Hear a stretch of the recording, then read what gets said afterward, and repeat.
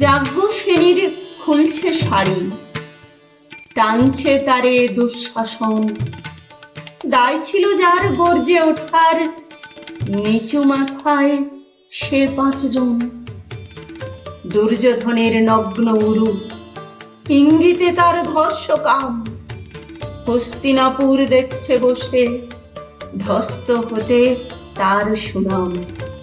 অন্ধ রাজা সিংহাসনে, আর্ত চেঁচান বৌমা তার।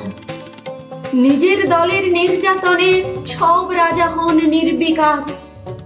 কর্ণ বসে হাসছে হাহা, রাজার দলের লোক তো সে। শর্তবিহীন সমর্থনের তাবৎ আরাম সুখ পোষে। ভীষ্ম দ্রোণ কৃপ নীরব, সরকারি লোক হাজার হোক, রাজার কথাই তোমার কথা, তুমি যখন রাজার লোক। খল শকুনি দেখছে সবই, বস্তুত সে ধ্বংস চায়। ঘরের মাটি লাল হয়ে যায় দেশ বিভাগের যন্ত্রণায়। সুশীল সভায় চলছে যখন রাজ অপরাধ জঘন্য, ঠিক তখনই তার বিরোধে চেঁচিয়ে ওঠেন বিকর্ণ। বিকর্ণ নন কেউকেটা লোক, 100 ভাইয়ের একজনা। এর আগে কেউ তেমন করে তার কথাটাই জানতো না। যতগৃহে কাটেননি রাত, অন্তত তা নেই লেখা। ভীমকে যখন বিষ খাওয়ালো, তখনও তার নেই দেখা।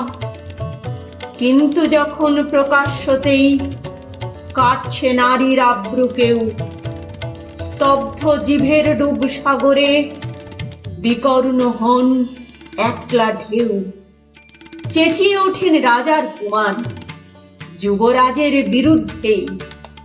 মহাবলী পাণ্ডবের গলায় তখন সে সুর নেই।